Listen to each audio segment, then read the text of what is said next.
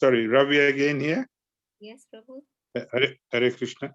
So something interesting which I read from this, the Mahatmas received transcendental messages from the realized souls and thus gradually develop devotional service in Krishna consciousness, which means that when the soul reaches there, it's like we were told 2 weeks ago, we are not 100% there.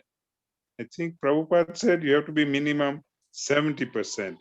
So at 70%, you reach there and you go to work hard to get the balance of 30% so that you don't head back to the material planet or to the other spiritual planets.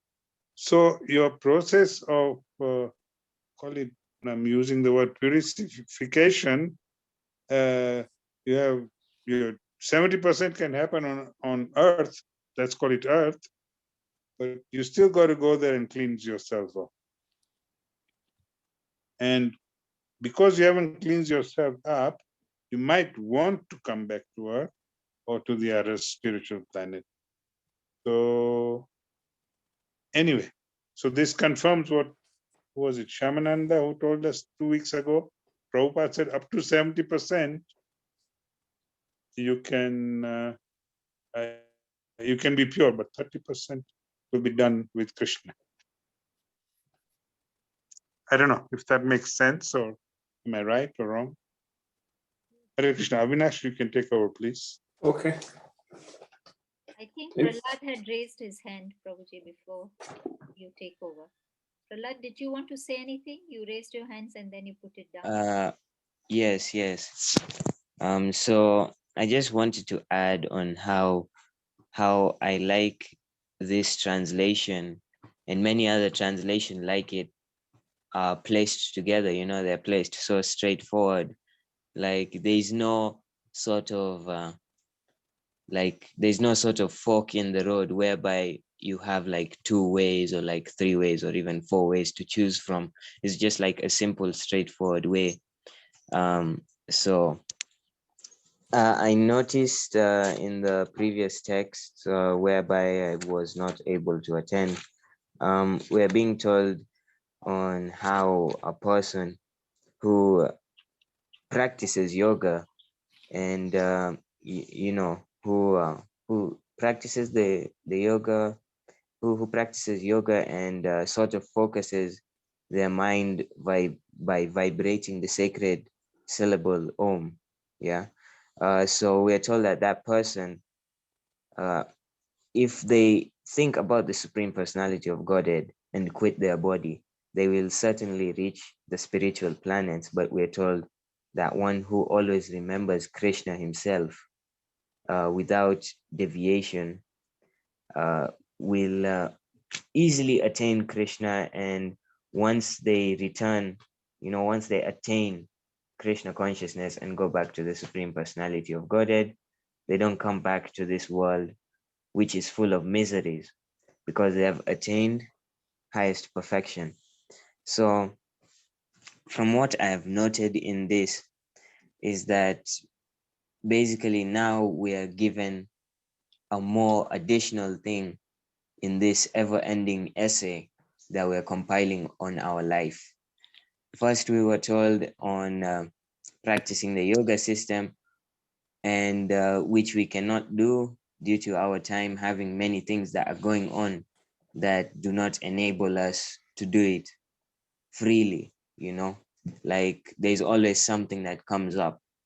So when we were told on, practicing this path of spiritual consciousness, of Krishna consciousness, by trying to start chanting, the process of chanting. So we are told by chanting, we will control our mind and our senses from veering off into a place or a time whereby we can't even control them. So that was instruction 1. Now we are told here about more information that just leads from the root of which we all started, which is, chanting and performing spiritual duties. Now we're told here that a person whoever just focuses their mind on Krishna goes and doesn't come back. So it's very much like a utopia. Like, for sure, we are told here that once a person attains perfection, Krishna Loka, Goloka, Vrindavan, that person does not wish to return. So it's somewhat a utopia that we gain, that we attain from this. This is the perfect utopia whereby there is no happy, like there's no sadness, there's no sickness, there's no nothing. There's nothing to make you feel unhappy. Everything just goes smoothly and you're just happy. Probably that's why you don't wish to return. There is no thought occurring in anyone's mind about jealousy or anything, because they're probably too happy to be jealous of the other person. So this is perfection. This is what is described as perfection and what we are here for. What are we here for? Why do we exist? Solely happiness. Everything draws itself to happiness. Why do people buy things in this material world? Happiness. Why do people do certain things in this world? For pleasure. Pleasure is what? Happiness. So in short, we're just here for happiness, but we tend to link happiness with enjoyment of our body, because we have such narrow point of view. This is the reason why, chanting and doing all these things, the very reason that we are gaining this knowledge from Bhagavad Gita, that is what is widening our point of view from a sort of 90-degree view to a 360 view. It's slowly widening. Yes, we're starting to see the bigger picture, and the bigger picture is not temporary happiness, it's eternal happiness. So what is eternal happiness? Going back to Godhead, going back to Krishna. Now, we're told here that, in other words, that planet is beyond our material vision and is inexplicable, but it is the highest goal. And this is where the great souls go to. Now, here they say great souls, but like, it may seem like a very big thing, when somebody says that you're a great soul. But like I've said before, and the way it's explained here in the Bhagavad Gita, we always have more chances, to improve and become these great souls. Like, sure, first we may have been just a soul. Now we're probably turning into the phase of a good soul, a good soul, a better soul. And then slowly by slowly we'll reach to become a great soul. So yeah, and we're told here that these great souls receive transcendental messages from the realized devotees, and thus gradually develop devotional service in Krishna consciousness and become so absorbed in transcendental service that they no longer desire elevation to any of the material planets. So we're told here that these people, these great souls, they receive transcendental messages from the realized devotees. So from what I interpret from this is that probably we are somewhat in a path whereby we are receiving messages, I guess. Like, we are receiving knowledge, we are receiving more instructions, more things to do to improve in so that we become absorbed in transcendental service and no longer desire elevation. Like, maybe someone will just probably be desiring to go to a heavenly planet whereby there is a lot of pleasure, there's a lot of happiness, but they end up finding out that it's not it's not like an eternal happiness, and it's not the happiness that they were looking for. They just feel like something is missing, something inside is missing. Like, when you, let's say, taste food and then you say something is missing, and you retry the recipe over and over again, not knowing or not realizing that it was probably just salt or pepper, something as simple as that. But here we are on the path whereby we are becoming the sort of whole meal that is perfection, that is worthy of perfection, that it goes to the recipe books. We are trying to become the better devotee, the better soul, the better server of Krishna. We try as much as we can to serve him with whatever we have, whatever we can do, and whatever we are, able. I don't want to say willing, because sometimes the mind is in its own section, whereby you may feel that, not feel, but experience that alter ego, whereby we are told here that it's me, mine, all that. So I don't want to say willing, but able to provide towards him. Like, it could be as simple as a flower, it could be a fruit. You could just give him an apple a day, or anything that you have, so long as it's an offering. You're serving him. You're serving him right there, and you're able to do it. And you don't have to do it like the way Richa Mataji said. Krishna is Krishna. Like, it doesn't have to be a picture. It doesn't have to be a murti. It doesn't have to be, a murti or deity. It doesn't have to be a symbol or anything. You all you need to do is just offer. Offer to him, onto him. Fixate your mind and just offer onto him. And now we're told here that they only want Krishna and Krishna association and nothing else.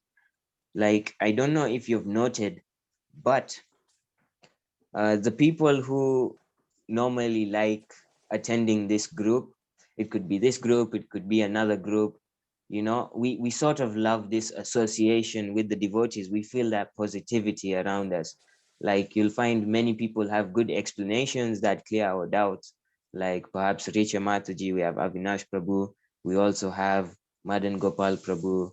Everyone is helping us to clear this doubt, that we have, and helping us, supporting us in this mountain. Mountain climbers, whenever they're going with a team, there's usually that rope. They tie a rope, so one doesn't fall and the others don't fall as well. So if one falls, the two are there with with the rope joined with them, so the other one won't fall. So we, as the mountain climbers, and the people who are leading us, yes, they're helping us atop this mountain, this great mountain, to attain this perfection. Krishna is on top of the mountain. He's on top of the peak. The view is what we want. We want perfection. We want to we want to go back to Godhead, Krishna Loka, Golok, Vrindavan. We want to go to that place, not on a hill, that place. We want to go on top of the mountain, not on top of the hill. Everest, not Vuria Hills. And like when we constantly serve, Krishna, we just feel like more homely with the devotees. Like, the devotees, they're so welcoming. They'll say, Hare Krishna, would you love some prasadam? Would you like this? Would you like that? Let's do some kirtan. There's that sense of positivity around, and the positivity attracts, it attracts everything. They, even though in physics they say, same polarities repel against each other, positive and positive, they repel against each other. For me, I don't see it in Krishna consciousness. Like the kirtan, even if whether somebody is negative or positive, they just feel happy when they listen to kirtan. Like, the moment it starts, you find a person who was grumpy starts dancing. You find a person who was excited is even more excited. They just have this positivity around them, and they don't want anything else. You tell them, let's go here. No, I want kirtan. I want to stay and listen to kirtan. It's good. It's a good tune. I like it. And now we are told here that these such souls that just want to achieve this, such souls that just want to return, these are the souls that are considered as supreme souls. yes, and they just want to serve. They want to serve and progress. They want to serve and get promoted, you know, not demoted. I believe, yeah, that's it. That's all I want to say. Thank you very much, Prahlad, for your realization. Before we go on to Avinash Prabhuji, Soni Mataji has raised her hand. Hare Krishna. I just want to appreciate Prahlad. He's also up there pulling us. Thank you so much, Prahlad. Thank you. Yeah. Yeah, Hare anytime, Krishna. Mata. Hare Krishna. Thank you very much, Soni Mataji, for that appreciation. Prahlad Before, her as well. Yeah, before. yes, before we hand over to Avinash Prabhu, I also just want to state one point that I had discovered just the other week. If you notice and count the frequency of questions that are being asked or pondered within this class, you will note that there has been a decline than when we started. And this shows and this proves that, you know, people are understanding, people are progressing, and we're still climbing, you know. It's slow, but we're there. Like, we have the ledge, we have the ledges that are there. We're taking rest sometimes, and then we're moving on, still progressing. Slow Like, I remember when I first started training. Yeah, when I first started with this class, back when we were in chapter 2, chapter 1, I remember like 10 to 20 or even 25 questions were asked in a week. But then now these days it's like 5 to 10. You know, they're still there, but they've decreased. There's a decline. Someday, okay, well, not someday, but because I believe it's not possible whereby we still won't have doubt in this material world, but someday it will just reach to one concrete question that we will ponder, and that will be our last and final question here in this material world. Thank you very much, Prahlad. Hare Krishna. I think the questions have become even deeper. First, we asked very superficial questions, and now that we have understood, we are trying to understand it, the questions are becoming deeper. Okay, without further ado, Avinash Prabhuji, please take over. Okay. Yeah, before I start, we start with Om Namo Bhagavate Vasudevaya. Om Namo Bhagavate Vasudevaya. Om Namo Bhagavate Vasudevaya. Om Namo Bhagavate Vasudevaya. So yeah, we are talking about the chapter 8, text 15. Mam upetya punarjanma dukkhalayam ashashvatam naptuvanti mahatmana samsiddhim paramam gata.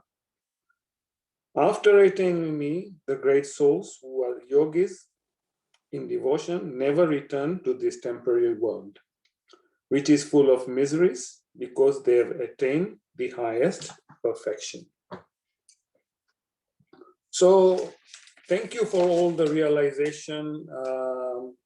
Divyesh Prabhu said this is an important verse, and this material world is like a prison, which is quite true, which I'll reflect in my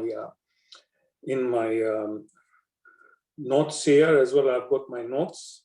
Ravi Prabhu has questioned the spiritual world and imprisoned, and the 70% and 30%. And what is the spiritual planets? What are they? Okay. Then reflection from Richa Mataji, and talked about the threefold miseries in the world.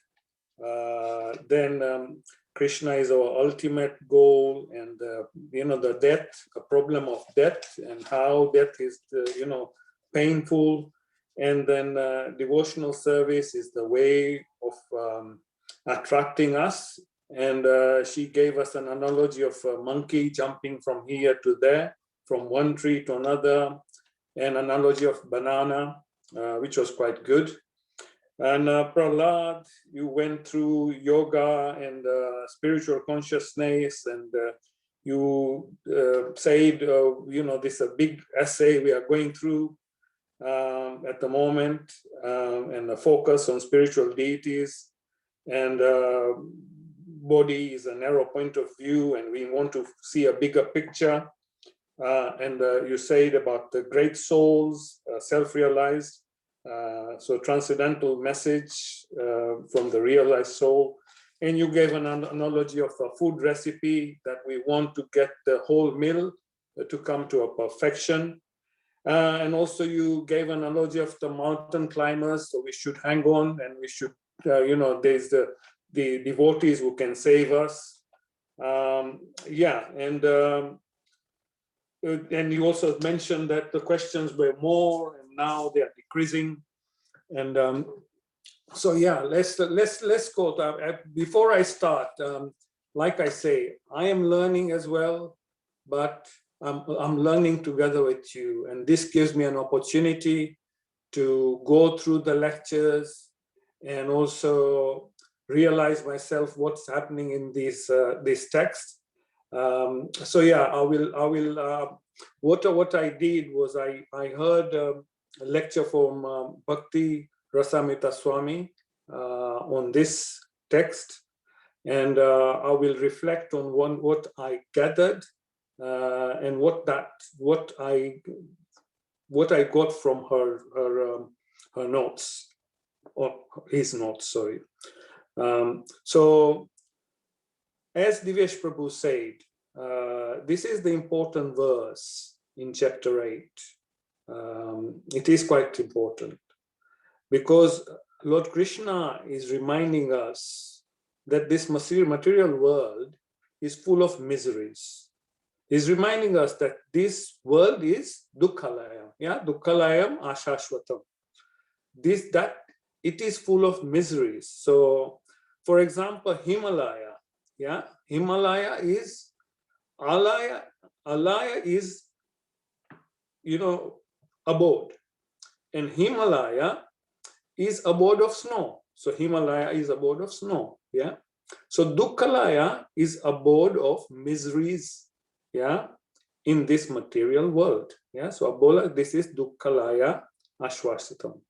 So whatever you do in this material world, you are subjected to miserable condition in life. You have no choice in this matter. You have no choice, because at the end, the miserable condition will still come. You can't avoid the miserable condition. So whenever we speak about Bhagavad Gita, we say that this is a miserable world. And people say, why are you being so pessimistic about this? Why don't you see the positive side of it? This is materialistic speaking. Why don't you see a material? Because they think by flying on a good plane, driving on a Rolls Royce, living in the palace, that is happiness. That is happiness. And they think because that happiness is there, they haven't seen the dukkhalayam part of it. So, but when we come to Bhagavad Gita, we are reminded of reality. Everyone is suffering, and they know, but they simply want to ignore it. So you want to ignore that. Ashwashatam means it is a temporary place. Ashwashatam, So we say don't accumulate so much possessions and don't get attached to them, as these are temporary, because at the end of the day, they don't actually belong to you. So live a life of few possessions, or live a life of detachment, simple living and high thinking, which is Prabhupada always says that, simple living, high thinking. So beware don't think that this world is very comfortable place. As you know, you have to this world sooner or later. We all know that. Unfortunately, in this world, we hardly reflect very deeply or psychologically upon various distresses of life. So we have got lots and lots of distresses of life. So what are the root problems of life? In chapter 13, Lord Krishna gives us various symptoms of knowledge. And he says, what is knowledge and what is, and in one of the, no, he says, in one of the verses, he says, Janma Mrutyu Jara Vyadhi Dukkha Dorshanu Darshanam. It is on chapter 13, verse 9. I won't go through that verse. So somebody wants to go through that, they can go through that. But it's 13:9. So one of the symptoms of knowledge is to be able to perceive the stresses of birth, old age, disease, and death. Yeah, these are the basics actually.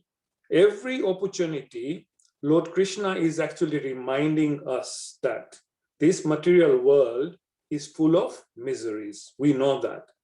Quite a lot of times we see he is reminding us. So first of all, birth.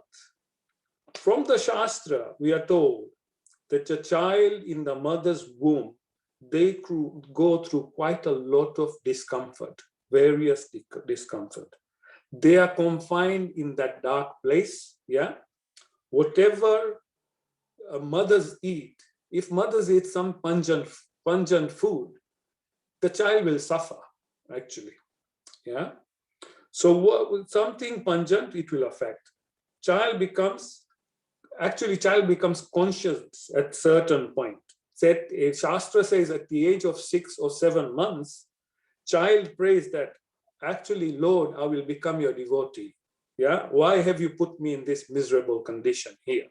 Yeah, please take me out of this condition. But as soon as the child comes out, he forgets and is taken over by Maya. Yeah, so it is recommended that when mother is pregnant, she should hear from the various scriptures, read and carry out devotional service. So child can get that benefit. The child can get samskara from the very beginning. Yeah, so it is very much recommended that the child, the mother actually hears Srimad Bhagavatam. Mother hears Bhagavad Gita, and she carries out the devotional service. So child actually gets a very good samskara after that. That is recommended. And also there is a good lecture by Bhakta Rasamrita Swami, if anyone is interested, about the garbo, when the child, the mother is expecting. Yeah, so it's a very good lecture.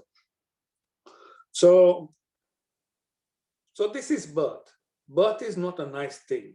Yeah, death is miserable. Yeah, we have died in the past, and also will die in the future if we are still in this material world. So Garuda Puran says, pain suffered during the death is like being bitten by the 40,000 Scorpios. So how much suffering is that? That is not an easy thing, and when you hear this thing, you think you don't want to come back actually. Do you want to come back to this world with so much misery? Even the birth and death is a misery. Yeah. And we saw I've mentioned before, we saw the Kulushekar prayers. Yeah. He said, why I'm well when I can remember you, please let me go, because that's when I can remember you. My throat will be full of cough and all that. How will I be able to remember you? Yeah. So that Kulushekara prayers. So best way is to remain happy and content. Yeah.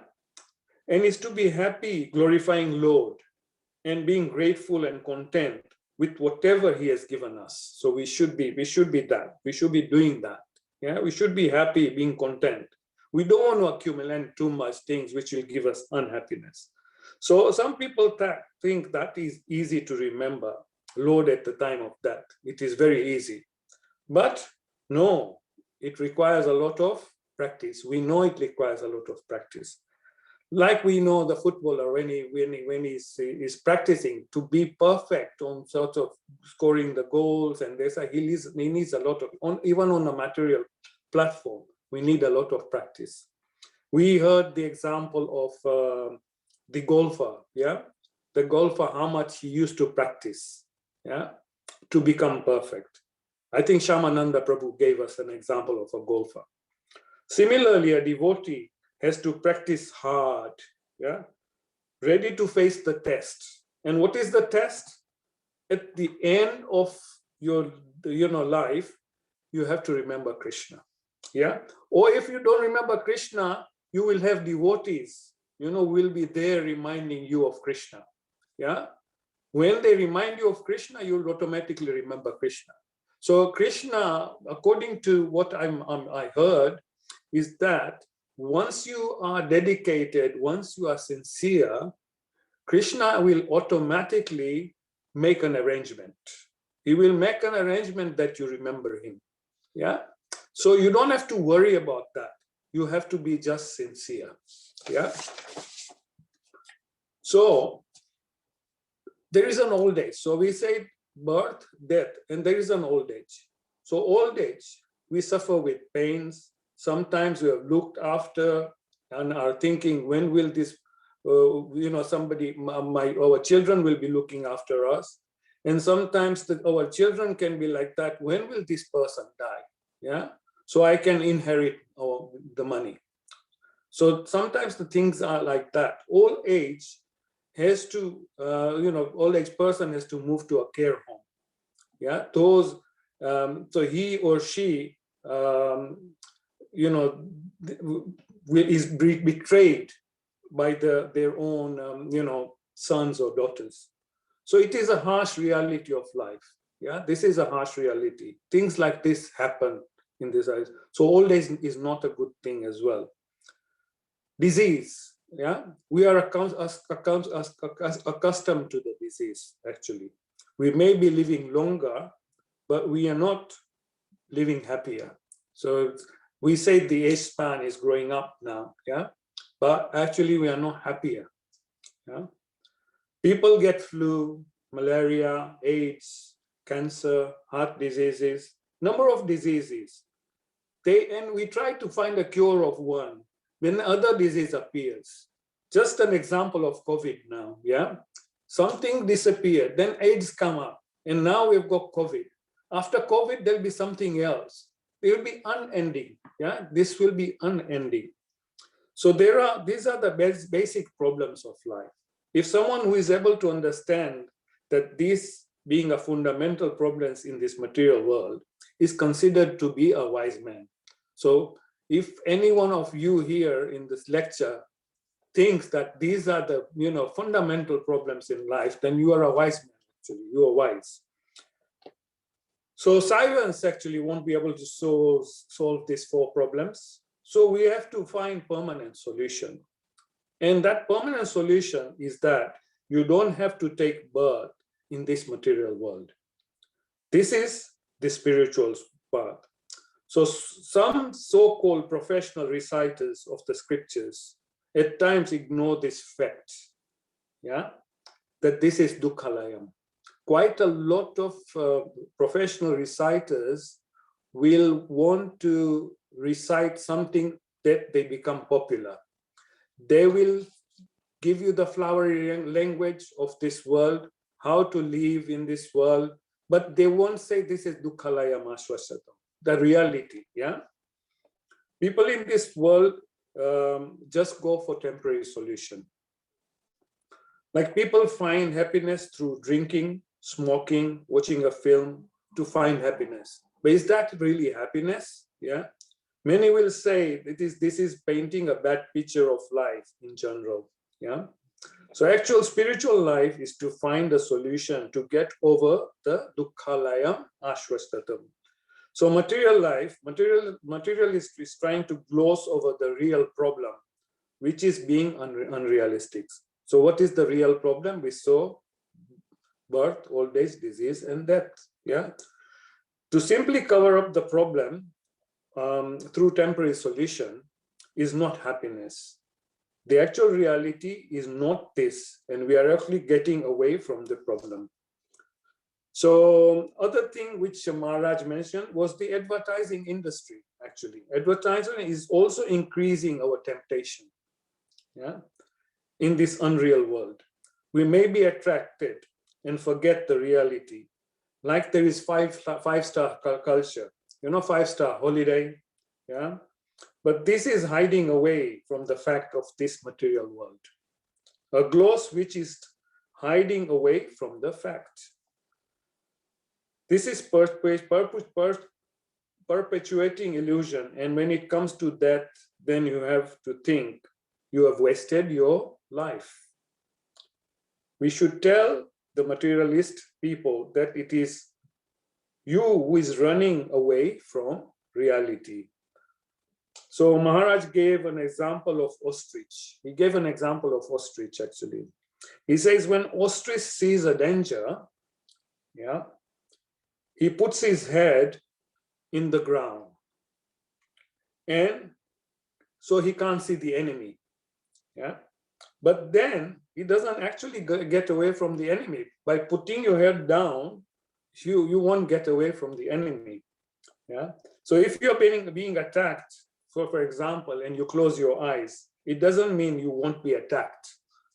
You have to act to find a solution.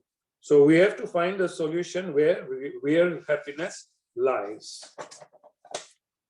So the power of Maya is so strong, and it will make us think that this is happiness, which is temporary. So actually it is said in Shastra, a person who may think that he is happy is the most unfortunate, as his vision is covered by Maya. Okay. So, and Maharaj said, define misery. So he asks people, define misery. What is misery? Yeah. How do we define misery? So he said, in the simple words, define misery is, it is something which is unwanted. Anything which is unwanted is misery. So actually material life is full of misery. It is as it is full of condition that you don't want. There are so many things you want, but you don't get, yeah? And birth, death, old age and disease is beyond our control. We can't control that, yeah? It will happen. Who can honestly claim in this world they are happy in this world? So every one of us is subjected to miseries. We know that threefold miseries that everyone is suffering from. So Richa Mataji mentioned those threefold miseries, which are Adhyatmika, Adibhautika, and Adidevika. Yeah, Adhyatmika by the self, yeah, inclined by the self. So one body, our body, mind, hunger, thirst, so anything. So if you are hungry, if you are thirsty, if you are not, it's your own self. Adibhautika, by others. So somebody else, outside people, it could be a mosquito, it could be an animal caused by that. Adidevika, the natural causes, which is earthquake or whatever, hot, cold, and so on. So as you say, this is like a prison. Avinashprabhuji mentioned a prison. So it is controlled by the Durga Devi. Yeah, Durga Devi. Durga Devi holds those three, a trishul. Yeah, and the trishul actually signifies, according to Maharaj, the threefold miseries. Yeah. So Maya Devi is controlling this. So it's like a prison. So some may be tied in a prison, with the gold chains. Yeah, some may be tied with a full, silver chain, and some with the bronze. but it's all present. Yeah. So the thing is, I can go on. So in other final solution, Maharaj says best thing is to get that knowledge and get that devotion. So he says, read Bhagavad Gita, read Srimad Bhagavatam, yeah, and he gave an example of Srimad Bhagavatam, Canto 1, chapter 7, verse 5. Yaya samohito jiva atmanam, three gunatman. So he said in this material, the conditioned soul thinks himself as a product of the three guna, the three modes of material nature. This is bodily conception of life, because associating with three modes of material potency, everyone identifies himself with his body. Someone is thinking that he's a Brahmana, someone is thinking he's a Kshatriya, someone is thinking he's a Vaishya, someone is thinking as a Sudra. So best thing is to accept a bona fide spiritual master who is empowered you to relieve you from all the suffering. So the question about Mahatma is to go to that person who has seen the truth. Yeah. Tad vidhi prani pratena pari prasnena sevaya upadekshanti te gnana danina tattvas darshina. Yeah. Dukhalayam is reminding us that you don't belong here. You are supposed to be in the spiritual world. Suffering is impetus for us to remind us that there is God. Yeah, so it is suffering. Is it? So we saw about the Kunti prayers are briefly mentioned. I don't want to go for the Kunti prayers. Things are going well, but you say we can't remember you, Lord. If the things are going well, we always forget the Lord, because when you are happy, you forget the Lord. But when you are in a difficult position, you don't remember God. So vast ocean is difficult to cross. Devi esa guna mai guna. Devi usa guna mai. So it is like the ocean is very difficult to cross. So constant remembering of Lord is the only solution. Please help me remember you again and again. You are Satchidananda. Material world is not place for you. So analogy was given. It's like a fire. You put your hand in a fire, yeah, you will withdraw it straight away. So this material world is like putting a hand in a fire, and you want to withdraw it. You don't want to put it again and again and again. Yeah. So Lord Krishna gives us guarantee. So long as you are going to be in this material world, threefold miseries are always going to be there. So we need to take shelter of the Lord. Yeah. So Mahatman is the person we need to take shelter of. And a person who is Mahatman is actually the person, the question was raised, who is Mahatman? Is the person actually who is self-realized. And when can you become self-realized? When you get away from these bodily conceptions of life. Yeah, you get away from bodily conception. So you need to be away from the bodily conceptions of life. And the question on the planets, the spiritual planets. Actually, spiritual world is 3/4 of the entire thing. Material world is only quarter. So there is more spiritual world than the material world. Yeah, there is 3/4 is spiritual world. And spiritual world, the material world starts from Brahma Loka down. Yeah, so Brahma Loka down is material world. And the spiritual world is actually Vaikuntha. Yeah, Vaikuntha. What does Vai mean? What is Kunta means? Worries. Vai is no worries. So without worries is Vaikuntha. So in spiritual world, there is quite a lot of different abodes. Yeah, there is the people who have got beliefs in different. So people have belief in Vishnu. Yeah, people have belief in Ram. Then people have belief in Narsimha and so on. So there is so many the one you dedicated your devotion to, that's where you go. So ultimate, the Krishna Loka is Goloka Vrindavan. Yeah, Goloka Vrindavan is the abode which is the highest in the spiritual world, and that's where we are actually aiming to go. Yeah, but if we get any place in Vaikuntha, when you are dedicated to something, then actually you should, it's okay as well, because that is place where there is no worries and you don't return. So on a question of the 30% and 70%, my personal thing is, because we have tasted this material world here, and we know that this is dukkhalayam ashwastam. So when you go to the spiritual world, yeah, would you actually want to come back to this miserable place? So that is a big question. And I think it's a big question. Originally, we were there. We wanted to come down here, yeah, at our own will, because we wanted some independence, and Lord gave us independence.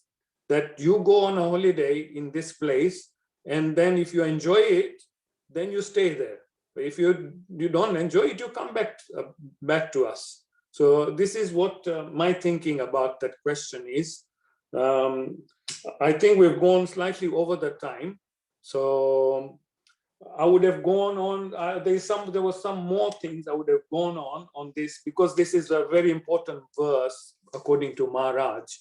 But yeah, any comments, any mistakes I've made, any reflections again. So apologies if I made any mistakes. As I said, I'm still learning, and yeah. So that's it. Hare Krishna. I think you're on mute. Hare Krishna, Prabhuji. Thank you for all the efforts that you have put in today to make our class so informative and so interesting. Prabhuji, please don't put those points that you didn't take over today. We can discuss them tomorrow, because the more we learn, the better it is.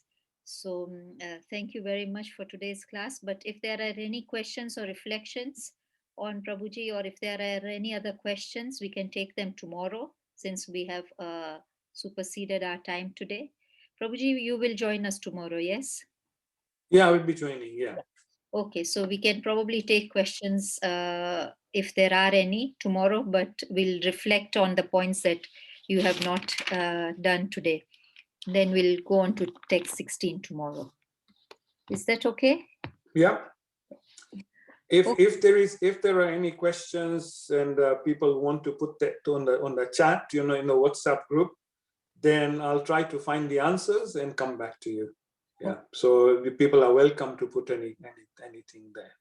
Okay, and then I've put on the chat, I have put a link, and that was for Prahlad and Richa, who couldn't join us on Sunday. I forgot to give them the link.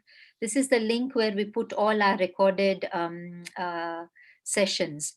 So Sunday's session is already there, so you can refer to it if you would like. Today's session will also be there, but I'll put it on after 2 or 3 days. Okay, so let's conclude this session by unmuting ourselves and chanting the Hare Krishna Maha Mantra to glorify Prabhuji. Hare Krishna, Hare Krishna, Krishna Krishna, Hare Hare, Hare Hare Rama, Ram, Hare Hare Rama, Ram, Rama Ram Rama, Ram, Hare Hare Hare. Hare. Vanchakalpatarubhyascha, Kalpatarubhyascha kripa sindhubhya eva cha patitanam pavanebhyo Vaishnavebhyo namo namaha. Srila Prabhupada ki, Ki jai. Jai, Avinash Prabhuji ki. Jai, All Vaishnava ki jai. So I just noticed that we have got Urmila Mataji as well in this group as well. She joined us. Okay.